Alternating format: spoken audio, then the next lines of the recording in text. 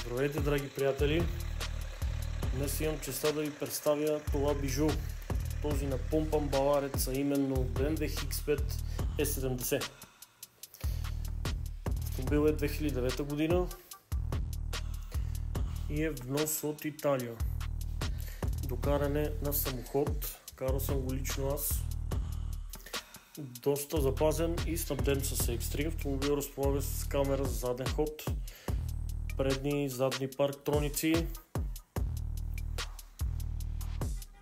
Имаме 19 джанти с доста хубави летни гуми, фабрично тонирани стъкла предни и задни, 4x4 X-Drive за движване, а мотор именно е тройка дизел 235 конски сили.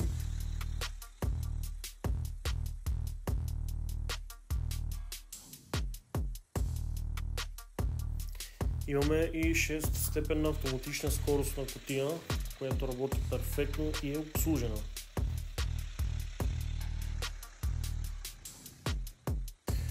Нека сега ви представя набързо и отвътре.